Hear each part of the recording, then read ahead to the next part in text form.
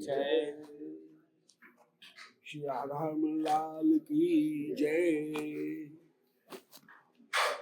श्रीमद् भगवद गीता ग्रंथ की जय। श्री निताय गौर हरि बोल।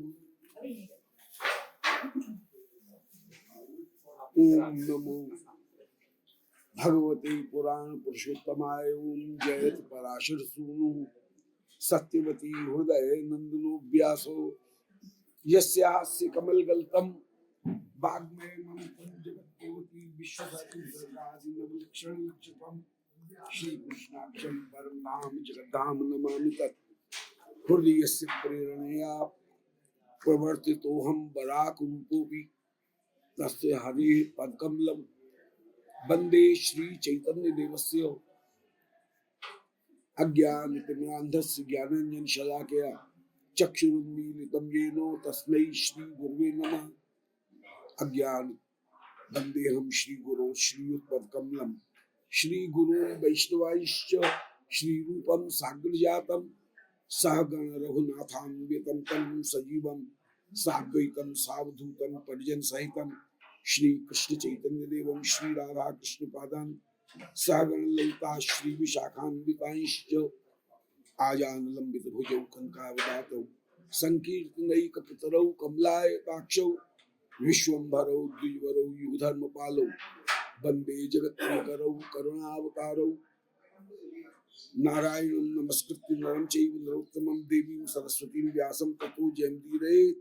वाञ्छाकल्पतरुभ्यश्च कृपा सिन्धुभ्यैव च पतितानां पावनेभ्यो वैष्णवेभ्यो नमो नमः। बोलो वृंदावन बिहारी लाल की जय। भक्ति योग वर्णन श्रीमद् भगवद गीता का 7वां अध्याय। उसमें 3 प्रकार की भक्ति का मूल प्रसंग में निरूपण कराया। एक भक्ति है गुणीभूत। गुणीभूत भक्ति का तात्पर्य है कि बिना भक्ति की कृपा के न ज्ञान फल देगा न कर्म फल देगा, कहीं न कहीं कमी रह जाएगी। इसलिए भक्ति को अपनाए तो जा रहा है, परंतु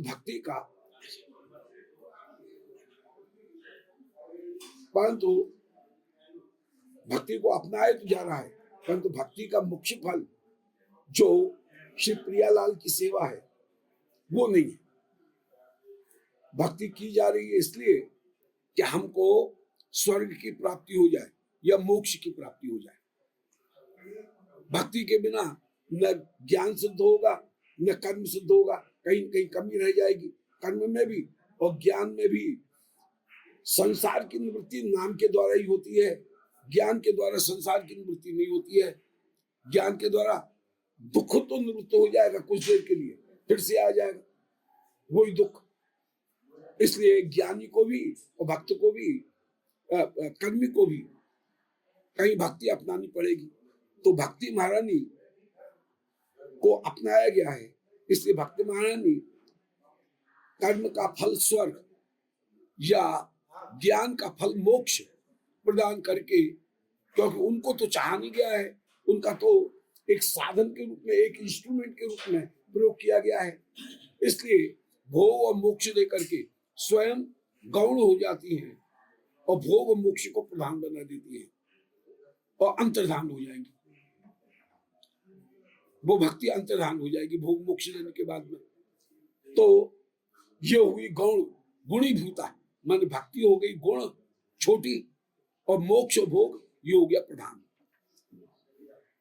ये दूसरे प्रकार की जो भक्ति है वो है मिश्रा।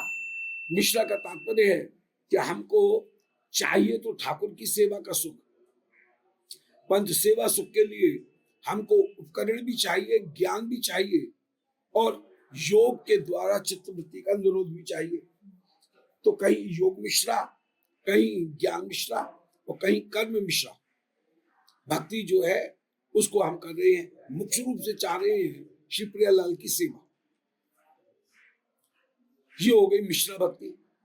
मुख्य रूप से मिलेगा कृष्ण सेवा और सेवा के लिए भोग भी मिलेंगे, सेवा के लिए ज्ञान भी मिलेगा और सेवा के लिए चित्तवृत्ति निरोध करने के लिए एकाग्रता योग जो है उसको भी कहीं अपनाया जाएगा।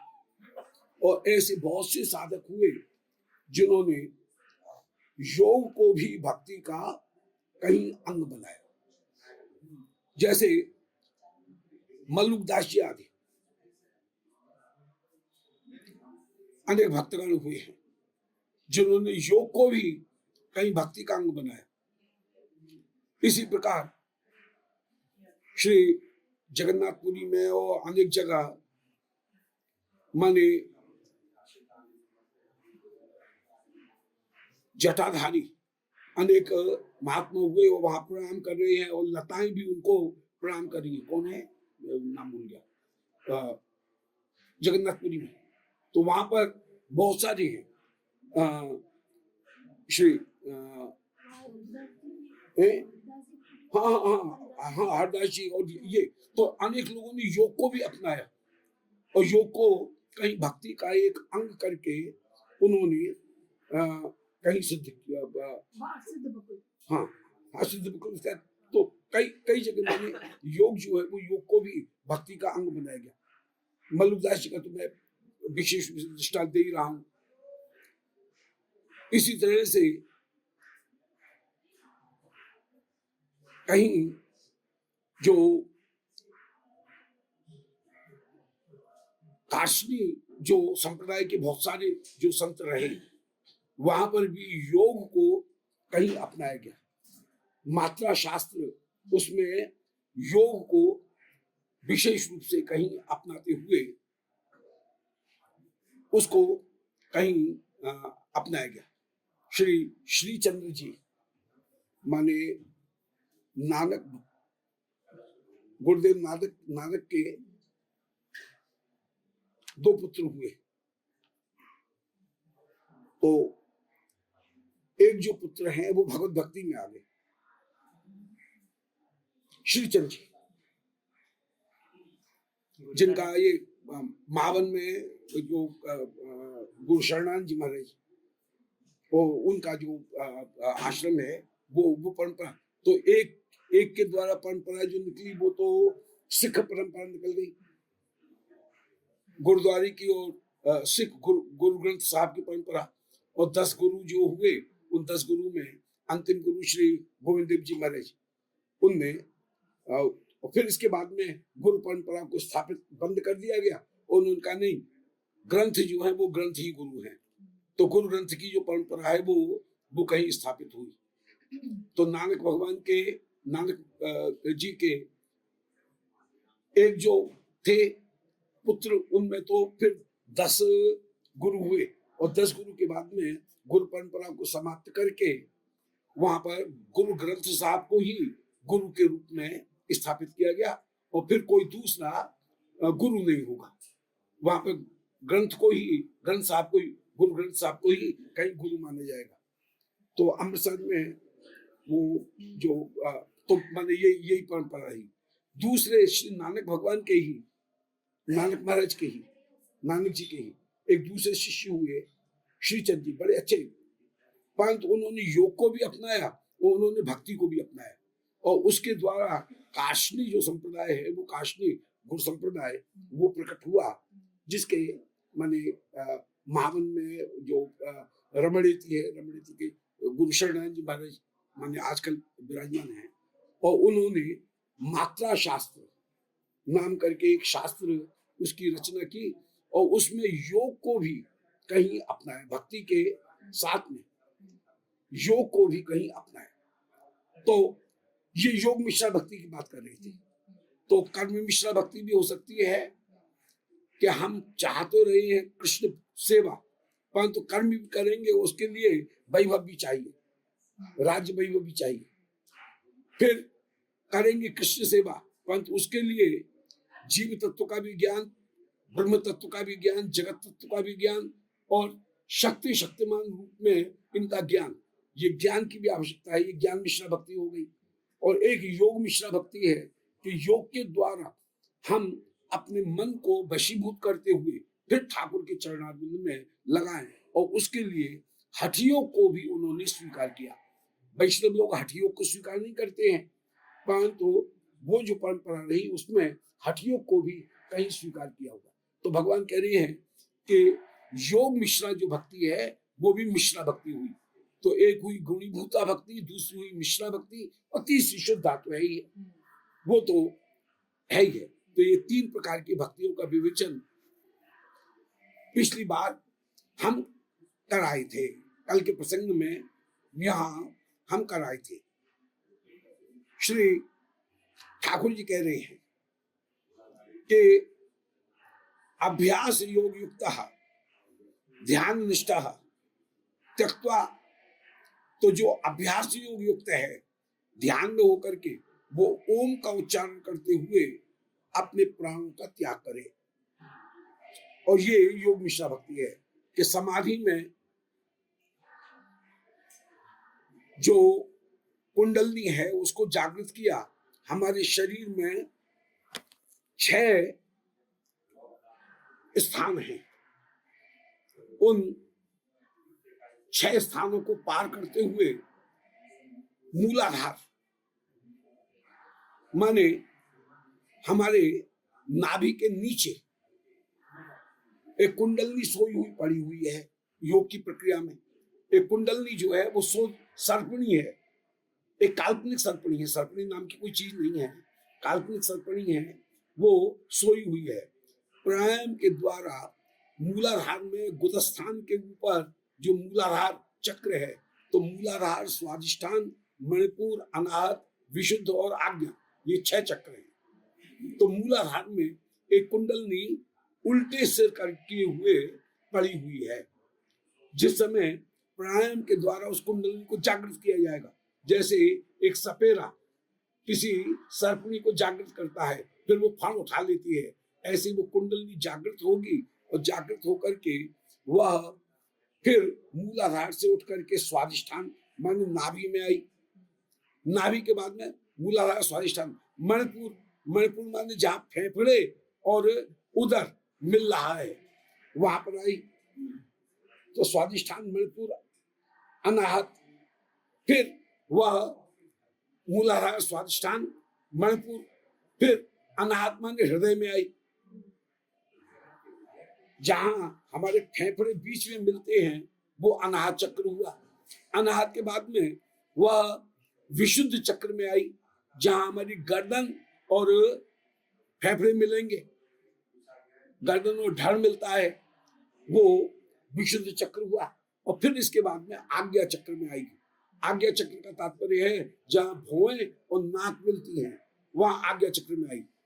तो मूलाधार है गुदस्थान के ऊपर, स्वादिष्ठान है नाभि में, मणिपुर है फेफड़ा, ओदर, पेट और जहां फेफड़े मिल रहे हैं वहां मणिपुर, जहां हृदय का बीचा बीच भाग है वो है अनाहत, जहां गर्दन और धड़ मिल रही है वो है विशुद्ध, और जहां भौं मिल रही है वहां पर आज्ञा चक्र। तो कुंडलनी इनसे उठते हुए वह कहीं आज्ञा चक्र में पहुंची, और आज्ञा चक्र में हमारा जो खोपड़ी है उस खोपड़ी में से ये सहस्रार कमल है, एक कमल है, इस कमल में से निरंतर निरंतर अमृत बरस रहा है। परंतु आंखें जो है दोनों ये है सूर्य चंद्र, तो वो सूर्य चंद्र के प्रभाव से वो अमृत वही के वही सूख रहा है। परंतु कुंडलनी जिस समय ऊपर पहुंची, वहां पहुंचने पर जितने भी छिद्र हैं शरीर के वे सब नीचे रह गए, कुंडलनी ऊपर पहुंच गई है। तो वह सहस्त्रार के अमृत का पान करती हुई विराजमान हो जाती है, और सहस्त्रार के अमृत का पान करती हुई फिर वह अमरता को प्राप्त कर लेगी, इच्छा मृत्यु आदि जो स्थिति है उनको प्राप्त कर लेगी, क्योंकि वह ऊपर पहुंच गई। तो आज्ञा चक्र में कहीं अपने आप को स्थित होना ये योग की अंतिम स्थिति है, और आज्ञा चक्र में जब मन स्थिर हो जाए तो उसका नाम ही समाधि की स्थिति है। इस समाधि की स्थिति को प्राप्त करते हुए ठाकुर के भजन करते हुए अंत में योग में अपने शरीर को त्याग करना, ये योग मिश्रा भक्ति हुई। और उसके लिए श्री ठाकुर कह रहे हैं, ठाकुर जी कह रहे हैं कि अभ्यास योग अभ्यास योग युक्त होकर के व्यक्ति ओम इसका उच्चारण करते हुए प्राण का त्याग करे। ओम का तात्पर्य है आकार, उकार और मकार। आ का तात्पर्य है वासुदेव, ठाकुर जी आकारो वासुदेव से। ठाकुर जी का नाम है आ। ऊ का मतलब है कि मेरे पास में कोई दूसरा साधन नहीं है। अरे आओ बहुत अच्छा है। तो उकार का तात्पर्य है मेरे पास में कोई दूसरा साधन नहीं है, मेरे पास में केवल भक्ति का ही एकमात्र साधन है। ऊ का मतलब है निश्चय, ऊ का मतलब है निश्चय। जैसे उमा जो थी उनने निश्चय कर लिया कि मैं शिव जी के साथ में विवाह करूंगी, तो उनकी मां बेर बेर कहती थी कि वो माने अरे बेटी सुन, और उनका उत्तर होता था मां ना, मैं तो शिव जी का आराधन कर रही हूँ, मैं किसी दूसरे को नहीं मानूंगी। इसलिए उनका नाम ही हो गया उमा। वो संबोधन में है और मां निषेध में है, तो उनका विचार उनका नाम ही हो गया उमा का, उमा हो गया कि नहीं मैं किसी दूसरे को स्वीकार नहीं करूंगी। तो ऊ शब्द जो है वो निर्णय के अर्थ में है या संबोधन के अर्थ में है। तो ओम में ऊ, आ, ऊ और म, आकार वासुदेव है। ऊ माने साधन, हमारे पास में भक्ति के अलावा कोई दूसरा साधन नहीं है। और म का तात्पर्य है जीवात्मा। ये जीवात्मा ईश्वर को प्राप्त करने के लिए भक्ति के साधन को ही अपनाए, ये ही ओंकार का अर्थ हुआ। माने जीव तू ईश्वर का आराधन कर, ये ओंकार का सीधा सीधा अर्थ हुआ। और ये ही महावाक्य माना गया, ज्ञान में महावाक्य माना गया तत्वमसि। परंतु भक्तगण कहते हैं तत्वमसि महावाक्य नहीं है, वो केवल जीव का बोध कराने वाला है, जीव तत्व का बोध कराने वाला है। जबकि ओम यह भक्ति में प्रवृत्त कराने वाला है, यह संबंध तत्व को भी बताता है, जीव तत्व को भी बताता है, और साधन तत्व को भी बताता है, और प्रयोजन तत्व को भी बताता है। जो संबंध अवधेय प्रयोजन तीनों को बताए उसको ही महावाक्य कहेंगे। इसलिए वैष्णवों ने ओम को महावाक्य कहा, प्रणव को महावाक्य कहा, तत्वमसि को महावाक्य उन्होंने नहीं माना। तो ये श्री ठाकुर जी कह रहे हैं तो ओम इत्येक अक्षर ब्रह्म, ओम ये एक अक्षर ब्रह्म है, एक अक्षर वाला ब्रह्म है, माने वेद का मंत्र है। इसका उच्चारण करते हुए व्यक्ति प्राणों का त्याग करे। तात्पर्य यह है कि भगवत भक्ति को धारण करते हुए वह प्राणों का त्याग करे, वह मेरे सालोक्य को प्राप्त करता है, मेरी मुक्ति को प्राप्त करता है। इसलिए एक ज्ञानी वह तो यदि श्याम सुंदर आकार श्री कृष्ण उनको प्राप्त करता है तो वह शांति रस को प्राप्त करेगा। यदि वह ब्रह्म में सायुज्य प्राप्त करना चाहेगा तो उसे सायुज्य की प्राप्ति हो जाएगी। सेवा करना चाहेगा तो भक्ति मिलेगी। ब्रह्म में मैं लीन हो जाऊं, एक हो जाऊं, तो उसे सायुज्य की प्राप्ति होगी। और सायुज्य जो है वो तत्वतः बड़ी कठिन वस्तु है। मोक्ष में कहीं न कहीं जीव ब्रह्म कैसे हो जाएगा ये कहीं अंतर हो जाता है। इसलिए शुद्धा भक्ति जो है वो शुद्धा भक्ति को ही कहीं अपनाना चाहिए। ये ठाकुर जी विशेष रूप से कह रहे हैं कि अन्य अभिलाषा शून्य जो भक्ति है उसको ही कहीं अपना। अब इनमें 4 प्रकार के जन हैं जो शुद्ध भक्ति कर रहे हैं। कर्म मिश्रा भक्ति 4 प्रकार के, तो आर्थ जिज्ञासु अर्थार्थी और ज्ञानी, इनको निरूपण किया। अब शांत भक्ति का वर्णन कर रहे हैं। शांत भक्ति वो है कि बहुनाम जन्मनामन्ते ज्ञानवान माम प्रपद्यते वासुदेव सन्मिति समात्मा सुदुर्लभा।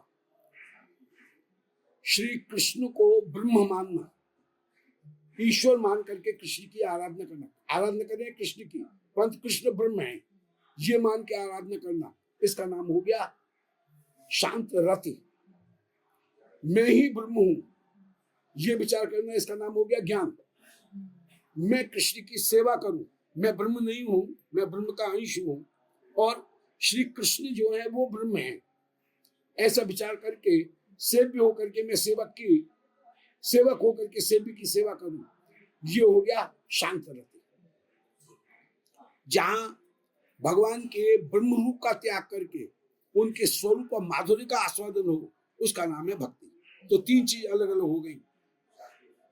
ज्ञान में अपने आप को ब्रह्म मानना, शांत रति में श्री कृष्ण को ब्रह्म मानना और उनकी सेवा करना, और भक्ति में सेव्य सेवक भाव से श्री कृष्ण की सेवा करते हुए विराजमान होना, वो राग भक्ति है। तो वासुदेव सर्वमिति समात्मा सुदुर्लभा, वासुदेव ही सर्वत्र विद्यमान है, ब्रह्म सर्वत्र विद्यमान है, ऐसा विचार करने वाला शांत रति वाला होता है। श्री कृष्ण ही ब्रह्म है, ऐसा विचार करने वाला परम दुर्लभ है। तो श्री कृष्ण उनके कारण ही सबकी स्थिति है। जैसे जितनी भी वस्तुएं हैं शरीर की, वे प्राण के अधीन है, ऐसे ही कृष्ण के अधीन ही जीव जगत है, ऐसा ठाकुर ने निरूपण किया। तो ये शांत रति का ठाकुर ने वर्णन किया। यहाँ पर विवेक ये है कि आर्त जिज्ञासु अर्थार्थी बहु जन्मों के बाद में वे ज्ञानवान होते हैं, बहुत जन्म के बाद में ज्ञानवान होंगे, आर्त जिज्ञासु अर्थार्थी। और तब वे शांत भक्ति जो है वो शांत भक्ति को प्राप्त करेंगे। तो बहु नाम जन्म नाम अंते ज्ञानवान, फिर ज्ञानवान होने के बाद में फिर उनमें कभी भक्ति उत्पन्न होगी। तो बहुत जन्मों के बाद में पहले आर्त जिज्ञासु अर्थार्थी इन भावों को त्याग करके फिर चौथी जो स्थिति है ज्ञानी, वो ज्ञानी की स्थिति प्राप्ति होगी। फिर ज्ञानी की स्थिति प्राप्त करके ज्ञान का भी परम फल सेवा ही है कि हम जिसके अंश हैं उसकी हम सेवा करें, ये मुख्य फल होगा। तो आर्त जिज्ञासु अर्थार्थी वे बहुत जन्मों के बाद में पहले ज्ञानी बनते हैं, फिर ज्ञानी बनने के बाद में शांत भक्ति उनमें आती है, फिर शांत भक्ति आने पर फिर वासुदेव सर्वमिति ये जो भाव है ये उनमें आएगा। तो वासुदेव सर्वमिति ये शांत भक्ति है। वासुदेव सर्वमिति शांत भक्ति का लक्षण क्या है?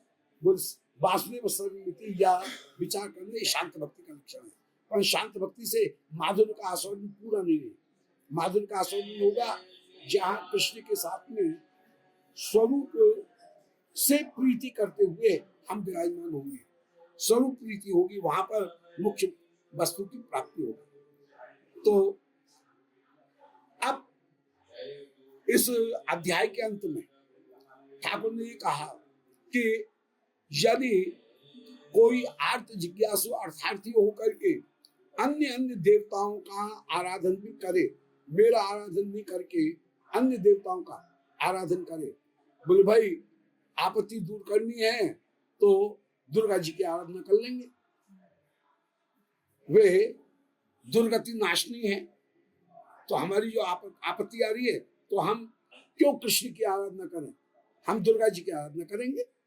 यदि हमारे कार्य में विघ्न आ रहा है तो हम क्यों कृष्ण की आराधना करें, विनायक की आराधना करेंगे, विनायक की तो बाधा डालने वाले हैं, उनकी आराधना कर लेंगे।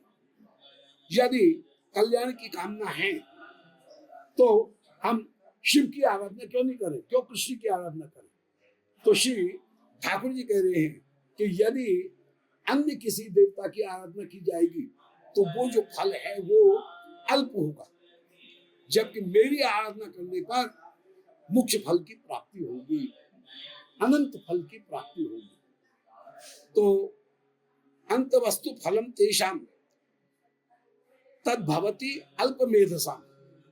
यदि आर्त जिज्ञासु अर्थार्थी ज्ञानी की स्थिति में भी श्री कृष्ण की आराधना न करके, भाई गणेश जी बुद्धि के देवता हैं तो गणेश जी की आराधना करेंगे, सरस्वती विद्या की देवी है तो हम तो सरस्वती जी की आराधना करेंगे, ऐसा ही तो कोई विचार करे तो वो ठाकुर जी कह रहे हैं, बोले भाई अंतिम फल प्राप्त नहीं होगा, उसे स्थायी फल की प्राप्ति नहीं होगी।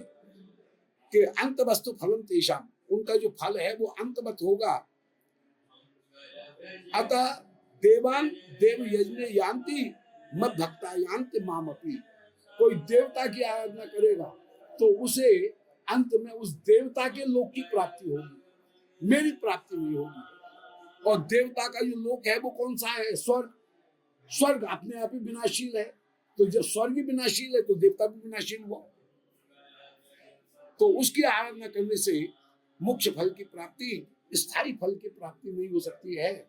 इसलिए जो गोलोक धाम, जो श्री वृंदावन धाम चिन्मय होकर के विराजमान है, उनकी आराधना करें। उनकी आराधना करने से वास्तव में स्थायी और परम फल की प्राप्ति होगी। ये कहने का तात्पर्य। तो इसमें अंत में निर्णय दे रहे हैं श्री गीता भूषण भाष्य में कि मान विदुष तत्व तो भक्ता मन मायाम उत्तरन्ति ते पुनः पंचधे तेषो सप्तमस्य विनिर्णय। 7वें अध्याय का अंतिम निर्णय ये हुआ कि मान विदुष तत्व तो भक्ता, भक्तगण अन्य देवता की आराधना न करके मुझे ही जानने का प्रयास करते हैं, वे गुणीभूता भक्ति नहीं करते हैं। क्यों? गुणीभूता भक्ति में भोग और मोक्ष जो प्राप्त हुआ वह परम सुख रूप नहीं है और विनाशी है। इसलिए गुणीभूत भक्ति का त्याग करो। बोले अच्छी बात है, गुणीभूत भक्ति का त्याग कर दिया, मिश्रा भक्ति तो ले लें, इसमें दोनों हाथ में लड्डू हैं, ठाकुर की सेवा भी मिलेगी और जो उपकरण है वो भी, उनका भी हमारे पास में महल महलाज भी हो जाएंगे। तो ये मिश्रा भक्ति करनी चाहिए हमें।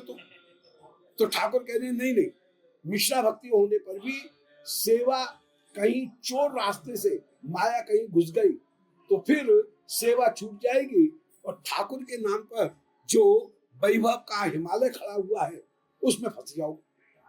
इसलिए मिश्रा भक्ति भी मत करो कि मोक्ष भी मिले, संसार की निवृत्ति भी हो और गोविंद की सेवा भी मिले। ये दोनों हाथ में लड्डू। ऐसा नहीं कि मीठी मीठी गप गप और कड़वी कड़वी थू थू, ऐसा नहीं। ये ऐसा नहीं। तो जो मिश्रा भक्ति है वो मिश्रा भक्ति करने की भी जरूरत नहीं है। जहां भक्ति होगी वहां पर ठाकुर अपने आप सारी व्यवस्था अपने आप कर देंगे। इसलिए पहले हमारे पास में कुछ उपकरण हो जाए फिर हम भजन करें। ये जो बात है ये बात भी मिश्रा भक्ति की, माने आर्त जिज्ञासु अर्थार्थी और ज्ञानी, इनकी भी जरूरत नहीं है कि रोग दूर हो जाए तब भजन करेंगे। ये आर्त हो गया। अर्थार्थी पैसा मिल जाए तब ठाकुर जी की सेवा शुरू करेंगे, ये भी नहीं है। तो अर्थार्थी जिज्ञासु पहले थोड़ा सा ज्ञान प्राप्त कर लें फिर सेवा करेंगे, तो ये भी नहीं। और ज्ञानी बन जाए फिर सेवा करेंगे, मोक्ष प्राप्त कर लें फिर हम सेवा करेंगे, ये भी नहीं। शुरू से ही भक्ति के लिए ही भक्ति करनी चाहिए। तो शुद्धा भक्ति अंत में करे। तो निष्कर्ष ये हुआ कि गौणी भक्ति मत करो, मिश्रा भक्ति भी मत करो। मोक्ष कामना के लिए या भोग की कामना के साथ साथ कृष्ण सेवा की जाए ऐसी मिश्रा भक्ति भी मत करो, बल्कि अन्याभिलाषता शून्य होकर के भक्ति करो। ठाकुर सारी व्यवस्थाओं को अपने आप कर देगा। नहीं भी करता है तो सेवा तो मानसी की जा रही है, मानसी सेवा में किसी वस्तु की आवश्यकता है नहीं, इसलिए वहां पर झगड़े में पड़ने की, झमेले में पड़ने की आवश्यकता नहीं है। तो शुद्धा भक्ति करते हुए विराजमान हो।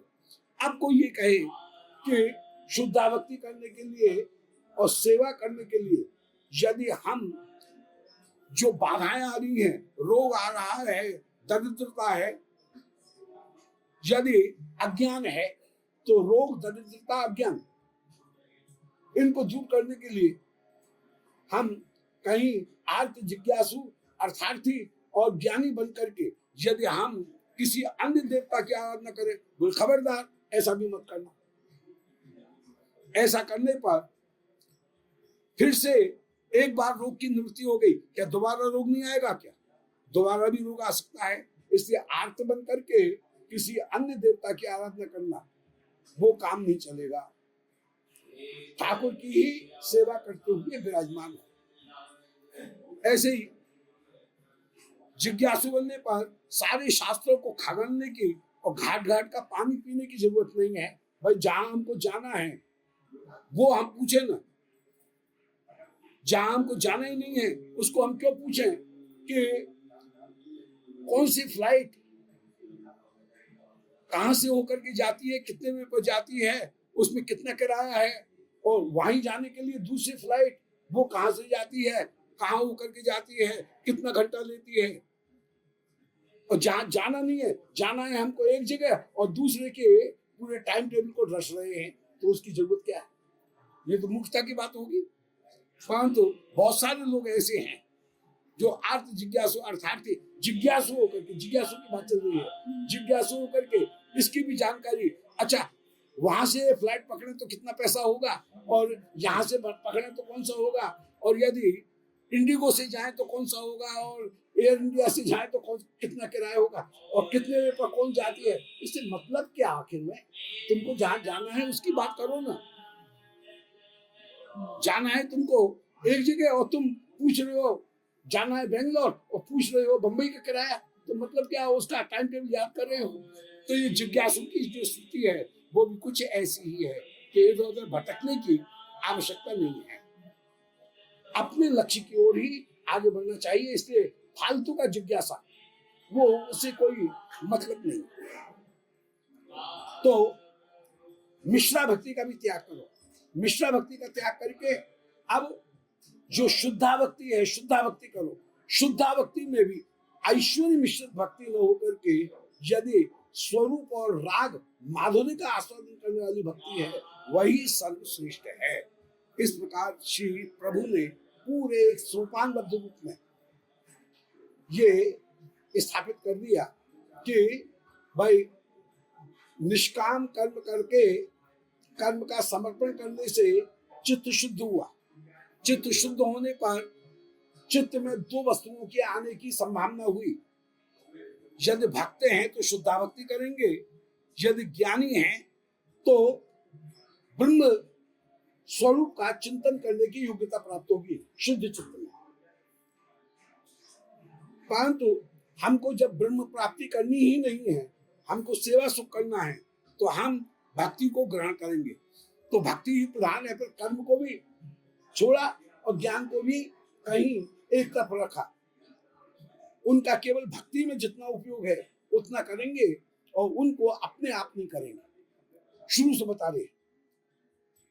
अब जहां भक्ति भी तीन प्रकार की, गुणीभूत भक्ति, मिश्रा भक्ति और शुद्धा भक्ति। इनमें गुणीभूत भक्ति करने पर भक्ति तो लीन हो जाएगी और विनाशील फल मिलेंगे, स्वर्ग मिलेगा। इसलिए गुणीभूत भक्ति का त्याग करो, मिश्रा भक्ति का भी त्याग करो।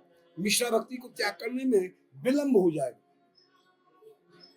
ठाकुर की सेवा में नहीं सेवा तुरंत प्राप्त न होकर के उसमें विलंब हो जाएगा और भटकने की संभावना भी है। इसलिए मिश्रा भक्ति को भी करने की जरूरत नहीं है, क्योंकि चोर रास्ते से कहीं स्वार्थ की भावना आ गई। सामग्री एकत्रित तो की है ठाकुर की सेवा के लिए, और चोर रास्ते से यदि ये विचार आ गया कि सेवा के लिए सामग्री वस्तु कर रहे हैं, इसका मैं अपने लिए उपयोग करूं, ये विचार आ गया तो यहाँ पर भी भजन में बाधा पड़ जाएगी। इसलिए मिश्रा भक्ति की भी आवश्यकता नहीं है। शुद्धा भक्ति करो। शुद्धा भक्ति में भी वैधी भक्ति न करके रागानुगा भक्ति करो। तो सकाम कर्म का त्याग, फिर निष्काम कर्म का भी भगवान को त्याग, माने कर्मयोग। कर्मयोग के बाद में चित्त की शुद्धि होने पर जीव तत्व, जगत तत्व, ब्रह्म तत्व, इनके ज्ञान की प्राप्ति हो जाने के बाद में जो भगवत भक्ति है, उस भक्ति की श्रेष्ठता, दोनों की संभावना हो जाएगी। ज्ञान भी आ सकता है, भक्ति भी आ सकती है। ज्ञान से परम फल की प्राप्ति नहीं है, इसलिए भक्ति के परम फल को ही ग्रहण करें, और भक्ति के परम फल को ग्रहण करते हुए फिर भक्ति 3 प्रकार की, तो वहां पर हम गौणी भक्ति का भी त्याग करेंगे, मिश्रा का भी त्याग करेंगे, शुद्धा भक्ति को ग्रहण करेंगे। शुद्धा भक्ति भी 2 प्रकार की, वैदिक भक्ति और रागानुगा भक्ति। रागानुगा भक्ति के द्वारा जैसे माधुर्य की प्राप्ति है, वैसे माधुर्य की प्राप्ति और कुछ नहीं होगी। और साधक को ये प्रयास करना चाहिए कि वह उत्क्रांत सिद्धि में प्रणव का आश्रय ग्रहण करते हुए, प्रणव तो वैष्णव मंत्र है, भक्ति का ही मंत्र है, ओंकार ये भक्ति का ही मंत्र है, तो उसका आश्रय ग्रहण करते हुए कि ये भक्ति के द्वारा ही, माने भक्ति के द्वारा ही, म माने मैं, आकार माने वासुदेव को प्राप्त कर दूं, ये कहते हुए जो प्राणों को त्याग करता है वो सायुज्य को प्राप्त करता है। परंतु सायुज्य को प्राप्त करना लक्ष्य नहीं है हमारा लक्ष्य है भगवत सेवा करना। ऐसी स्थिति में प्रणव को आधार बना करके फिर सेवा, शुद्धा भक्ति जो है, उस शुद्धा भक्ति के स्वरूप को हम ग्रहण करते हुए विराजमान, और इसके लिए फिर मामिद उस तत्व को भक्ता मन माया तरंतते, जो मुझे जान देते हैं वे ही मेरी माया को पूरी तरह से पार करते हैं। और ते पुनंती पंचधा इत्येषो, और वे 5 प्रकार से कहीं अपने आप को पवित्र करते हैं। माने सकाम कर्म का त्याग करना 1, निष्काम कर्म का त्याग करना 2, ज्ञान जो है सायुज्य मुक्ति उसका त्याग करना 3, फिर जो वैधि भक्ति है उस वैधि भक्ति का त्याग करना 4, और अंत में रागमयी भक्ति जो है उनको ग्रहण करना, ये 5वीं। अन्य जितनी भी वस्तुएं उनका त्याग करते हुए तो वे 7वें अध्याय में इस प्रकार एक सोपानबद्ध होकर के ये पूरा जो निर्णय है वो निर्णय यहाँ पर प्रस्तुत किया गया। ये कि अंत में एकदम निश्चित कर दिया, ये तुलना जो है वो किसी की निंदा करने के लिए नहीं है, ज्ञान मार्ग की या कर्म मार्ग की या योग मार्ग की निंदा करने के लिए नहीं है, बल्कि यह सर्वोत्तम जो वस्तु है उसको कहीं प्राप्त करने के लिए, अपनी निष्ठा को कहीं स्थापित करने के लिए ये सोपान वर्णन किए गए कि सकाम कर्म का त्याग, निष्काम कर्म का त्याग, कर्म योग, चित्त की शुद्धि, ज्ञान की और भक्ति की योग्यता, फिर ज्ञान का भी त्याग, ज्ञान का त्याग करके भक्ति में भी जो ऐश्वर्य मिश्रा भक्ति है उस ऐश्वर्य मिश्रा भक्ति का त्याग करके स्वरूप भूता भक्ति में माधुर्य का परिपूर्ण आस्वादन प्राप्त होगा, ये स्थापित करना, यह श्रीमद् भगवद गीता का ये 7वें अध्याय का मुख्य लक्ष्य हुआ। अब 8वें अध्याय में श्री भगवत प्राप्ति के लिए जो साधन है, साधन भक्ति, उसका वर्णन करेंगे। साधन का तात्पर्य है कि अपनी इंद्रियों का कुछ चेष्टा करते हुए, इंद्रियों के कुछ एक्शन के द्वारा कहीं प्रेम को प्राप्त करना, ऐसे साधन का नाम, ऐसे उपाय का नाम साधन भक्ति है। कृत्य साध्या भवेत साध्य भावा सा साधना विधा। कृति माने इंद्री, इंद्रियों के द्वारा कोई वस्तु की जाए। इंद्रिय हमारे पास में 3 हैं, अंतःकरण, ज्ञानेन्द्रिय और कर्मेंद्रिय। तो अंतःकरण के द्वारा ठाकुर का चिंतन करेंगे, ज्ञानेन्द्रिय के द्वारा श्री ठाकुर के प्रसाद, ठाकुर की गंध, ठाकुर के रूप, ठाकुर के स्पर्श, ठाकुर के रस, इनका सेवन करते हुए तो ज्ञानेंद्रियों के द्वारा भी ठाकुर की सेवा करना, और कर्मेंद्रिय के द्वारा हाथ से मंदिर की सोहनी देना, मंदिर वस्त्र करना, हाथ से ठाकुर की रसोई करना, ठाकुर को स्नान कराना, ठाकुर जी का श्रृंगार धारण कराना, ये कर्मेंद्री। वाणी के द्वारा कृष्ण गुणानुवाद का गायन करना। तो कर्मेंद्री, ज्ञानेंद्री और अंतःकरण, इन तीनों ही का नाम हुआ कृति। कृति माने इंद्रिया, और कृति साध्या, इंद्रियों के द्वारा जिसको आज साधन किया जाए, उसका लक्ष्य क्या है? साध्य भावा, मुझे भाव की प्राप्ति हो, अर्थात ठाकुर के साथ में मेरा कोई संबंध जुड़े, इस भाव को प्राप्त करना, उसका नाम साधन भक्ति है। और साधन भक्ति का अब आगे 8वें अध्याय में श्री ठाकुर वर्णन करेंगे, और भक्ति की सर्वश्रेष्ठता उसका आगे वर्णन करेंगे। बोलो वृंदावन बिहारी लाल की जय, भक्ति महारानी की जय। आज हाँ